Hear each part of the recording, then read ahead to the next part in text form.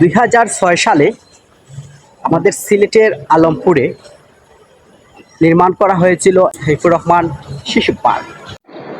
আমি একা আসছি, যার কারণে যদি আমার একজন প্রতিযোগী নিয়ে আসতাম তাহলে আমি নিজেই গাড়িটা আজকে পাম্পিং শহর দিতাম এতে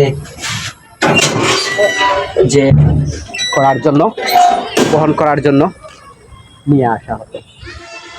আসলে দেখেন এগুলো আসলে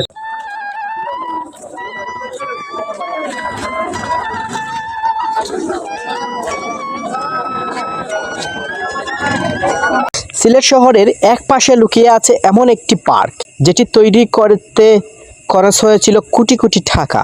আসছি আমাদের সিলেটের এম সাইফুর রহমান শিশু পার্কে। আজকের ব্লগে আপনাদেরকে দেখাবো এই যে সিলেটের যে এম সাইফুর রহমান শিশু পার্ক রয়েছে সেই পার্কের কিছু, এবং এখানে কিছু রয়েছে অজানা কিছু তথ্য। সেই তথ্যগুলো আজকের ব্লগে তুলে ধরবো।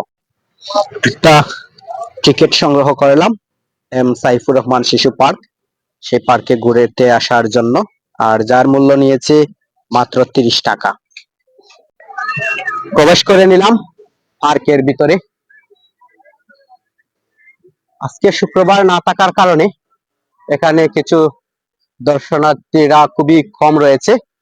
কি আছে এই পার্কের ভিতরে আর এখন কেমন আছে জায়গাটি, আজকের ব্লগে আমি ঘুরে দেখাবো সিলেটের আলমপুরের অবস্থিত এম সাইফুর রহমান শিশু পার্ক। আপনারা দেখছেন জ্যোতিষ on the go YouTube channel এবং ফেসবুক পেজ থেকে। আজকে আমি চলে এসেছি সিলেটের দক্ষিণ সুরমা আলমপুর এলাকায়।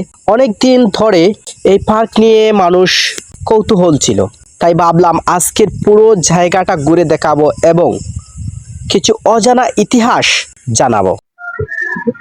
আমার পিছনে রয়েছে যে এখানে বাচ্চাদের জন্য ঘোড়া রাইড করার ব্যবস্থা। আপনাদের বাচ্চাদেরকে এখানে নিয়ে আসলে একবার সেই ঘোড়া রাইড করাতে পারেন। ওই যে সামনে দেখা যাচ্ছে এটাও বাচ্চাদের জন্য রাইড করার জন্য, এটা নিচ থেকে উপরে ওঠে চরকির মতো। এটা কিন্তু সম্পূর্ণ আধুনিক ভাবে ডিজিটাল প্রযুক্তির ব্যবস্থা করা হয়েছে। এটা সিলেট শহর থেকে খুব বেশি দূরে নয় এই জায়গাটি। পরিবার নিয়ে ঘুরতে আসার জন্য এখন অনেকেই এই পার্কে আসেন। তো এই হচ্ছে সাইফুর রহমান শিশু পার্কের। প্রথমে দেখাতেই জায়গাটা অনেক বড় এবং সুন্দর মনে হচ্ছে। বিশেষ করে বিকেলের সময় এখানে অনেক সুন্দর পরিবেশ তৈরি হয়। চারপাশে খোলামেলা জায়গা, গাছপালা আর পরিবার নিয়ে ঘোরার সুন্দর একটি পরিবেশ। এমন একটা ন্যাচারাল পরিবেশ থাকলে এখানে ঘুরতেই কার না ভালো লাগে। আমার কাছে বেশ ভালোই লাগতেছে। এখানে শিশুদের জন্য বেশ কয়েকটি রাইড রয়েছে, যদিও কিছু রাইড এখনো আগের মতো সচ্ছল নয়, তবুও জায়গাটি এখন অনেকের প্রাণ ফিরে পেয়েছে। ছোট বাচ্চাদের জন্য জায়গাটি সত্যি আনন্দের হতে পারে। আপনার কমেন্ট করে জানাবেন এই পার্কের আগে কখনো আসছিলেন কিনা। আমার কাছে সবচেয়ে ভালো লাগছে এখানকার শান্ত পরিবেশ। শহরের ব্যস্ত থেকে একটু দূরে এসে মনটা সত্যি অনেক ফ্রেশ হয়ে যায়। বিশেষ করে বিকেলের সময় সূর্যের আলো আর গাছপালার দৃশ্য অনেক সুন্দর লাগে। এখানে রয়েছে বাচ্চাদের বিনোদনের জন্য কার পাম্পিং।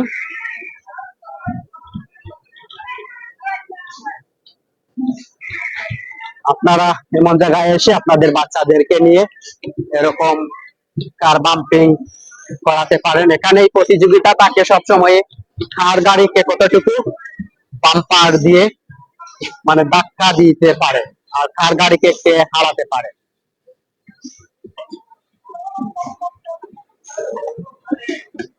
আসলে এটা খুব মজাদার এবং দারুণ একটা খেলা।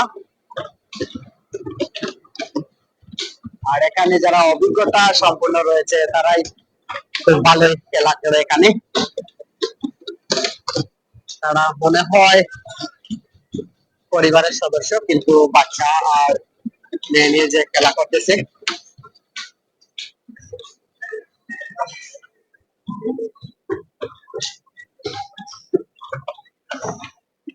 আসলে বাচ্চাটা খুব আনন্দ পাচ্ছে। উনি আসলে খুব দক্ষ ড্রাইভার বলতে হবে। উনি বাচ্চাকে কোলে বসে নিয়ে এক হাতে, আর উনি নিজে ড্রাইভ করতেছেন। ওয়াও!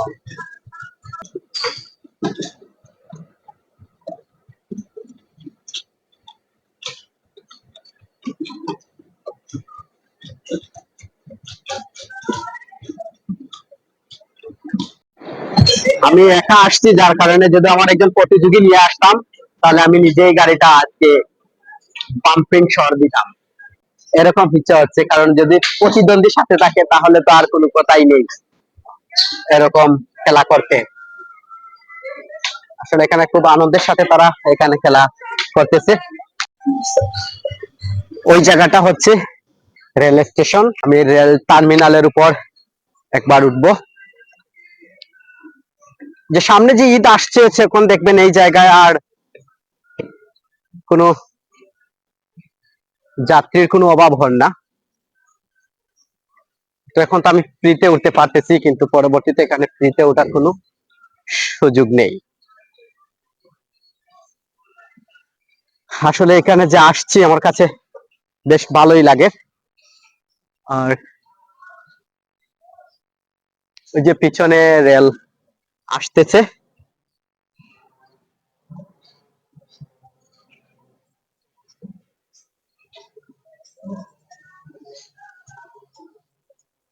রেল এখানে স্টপ নেবে। জানেন কি, অনেক বছর ব্যবহার না হওয়ার কারণে এখানকার কিছু রাইডে মরিচাও ধরে গিয়েছিল। এমনকি কিছু যন্ত্রপাতি নষ্ট ও চুরির ঘটনাও শোনা যায়। এত বড় একটি প্রকল্প এত বছর বন্ধ থাকার সত্যি অবাক করার মতো বিষয়। দিন শেষে বলতে হবে, সিলেটের আলমপুরে অবস্থিত এই পার্কটি এখন ধীরে ধীরে মানুষের কাছে জনপ্রিয় হয়ে উঠছে। যদি সঠিকভাবে রক্ষণাবেক্ষণ করা হয়, তাহলে এটি ভবিষ্যতের সিলেটের অন্যতম সুন্দর পারিবারিক বিনোদন কেন্দ্র হতে পারে। 2006 সালে আমাদের সিলেটের আলমপুরে নির্মাণ করা হয়েছিল এম হাইফুর রহমান শিশু পার্ক। আর এই পার্কটি নির্মাণ খাতে সম্পূর্ণ বাজেট পাস করেছিলেন আমাদের সিলেটের অর্থমন্ত্রী এম এস হাইফুর রহমান। তিনি তখনকার সময়ে সিলেটের অর্থমন্ত্রী ছিলেন। আর সেই শিশু পার্কের নির্মাণের পিছনে সম্পূর্ণ অবদান রয়েছে এম এস হাইফুর রহমানের। সবচেয়ে অবাক করা তথ্য হলো, প্রায় 15 বছর এই পার্কটি বন্ধ ছিল। সেটা রাজনীতির কিছু কারণে। তারপর 15 বছর পরে পুনরায় এটা চালু করা হয়েছিল। তখনকার সময় ছিলেন আমাদের বাংলাদেশের প্রধানমন্ত্রী শেখ হাসিনা। আর তখন সেই পার্কটির নাম দেওয়া হয়েছিল আবার শেখ হাসিনা শিশু পার্ক। প্রথমে ছিল কিন্তু এম এস হাইফুর রহমান শিশু পার্ক। তারপরে রাজনীতির যে কারণগুলো ছিল, সেই কারণে আবার সেটার নাম হয়ে গিয়েছিল। শেখ হাসিনা যখন আবার ক্ষমতায় আসেন, তখন তিনি সেই নামটা ব্যবহার করেন শেখ হাসিনা শিশু পার্ক। এখন বর্তমানে আবার আছেন আমাদের বিএনপি সরকার, যে তারেক রহমান ক্ষমতায় আসার পরে এটার নামকরণ করা হয়ে গেছে আবার এম এ সাইফুর রহমান শিশু পার্ক। আর ঘুরিফিরি এই যে মূল যে নামটাই ছিল এম এস সাইফুর রহমান শিশু পার্ক, সেই নামটা আবার পুনরায় হয়ে গেল। পিছনে রয়েছে এটা শিশুদের জন্য বেশ চমৎকার এবং বিনোদনের জন্য একটি সরকি। এটা পুরোটা ঘুরবে আর বাচ্চারা এখানে বসে খুব আনন্দ ফিল করবে। আগে আপনাদেরকে দেখিয়েছিলাম যে রেল স্টেশন, আর সেটা রেল ছিল মেট্রো রেল। আর এখন যে রেলটা দেখবেন আপনারা, যে ম্যানুয়াল রেলগুলা রয়েছে, সেটা হচ্ছে এই স্টেশন। সেই স্টেশনে এই যে আমার পিছনে আসতেছে রেলগাড়ি, এগুলো হচ্ছে ম্যানুয়াল, যেগুলা তেলের সাহায্যে চলে, আর মেট্রো রেলগুলা মেবি কারেন্টের সাহায্যে চলে।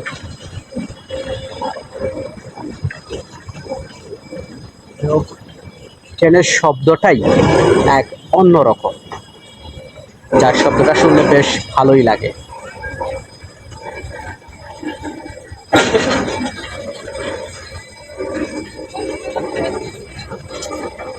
রেলটা ধীরে ধীরে স্টপ নিচ্ছে এখানে। একটা সোয়ারি রয়েছে, বা অনেকে এটাকে পালকি নামে চিনে। এগুলো খুব প্রাচীন আমলে বেশিরভাগ ছিল। আমি প্রবেশ করে নিলাম। সেই পালকি নামে অনেকে চিনেন, আবার সোয়ারিও অনেকেই চিনেন সেখানে। ওয়াও, আসলে এখানে ভিতরে প্রবেশ করার পর বেশ ভালোই লাগতেছে। কারণ হচ্ছে আমরা কিন্তু আগে যখন ছোটবেলায় লেখাপড়া করেছিলাম তখন একটা কবিতা পড়েছিলাম, ফালকি চলে ফালকি চলে, এরকম একটা কবিতা পড়েছিলাম। তখন কবিতাতে আমরা যে চিত্রটা রয়েছিল সেই চিত্রতে আমরা এরকম ফালকি রয়েছিল দেখেছিলাম। যারা তাদেরকে জানি না কি বলতো, মাল নাকি কি বলতো, তারা যে দুই পাশে এইদিকে দুইজন ওইদিকে দুইজন, তারা 4 জনে যে বর এবং কনেকে সোয়ারি বা ফালকিতে করে নিয়ে যাওয়া হতো। আর এগুলা পালকি বহন করার জন্য নির্দিষ্ট কিছু লোক রয়েছিল, তাদেরকে এই পালকিতে যে করার জন্য বহন করার জন্য নিয়ে আসা হতো। আসলে দেখেন এগুলো আসলে খুব দারুণ একটা বিষয়, বেশ ভালোই লাগে এরকম দেখতে মাঝে মধ্যে এরকম প্রাচীন কিছু ইতিহাস। ভিডিওটি যদি ভালো লাগে অবশ্যই লাইক করেন, কমেন্ট করেন, জানাবেন আপনার মতামত। আর এমন ট্রাভেল ইতিহাস ভিত্তিক ব্লগ দেখতে চাইলে জ্যোতিষ অন দ্য গো চ্যানেলটি সাবস্ক্রাইব করে পাশে থাকুন। আপনার কি চান আমি সিলেটের আরো অজানা জায়গা নিয়ে ভিডিও করি, কমেন্টে জানিয়ে দিবেন। ব্লগটা এই পর্যন্ত, দেখা হবে আপনাদের সাথে নতুন কোনো আবার আমার ট্রাভেল ব্লগে। আর চেষ্টা করব সব সময় প্রতিটি যে দর্শনীয় স্থান রয়েছে এবং ইতিহাস এবং ঐতিহ্য তুলে ধরার জন্য আপনাদের মাঝে।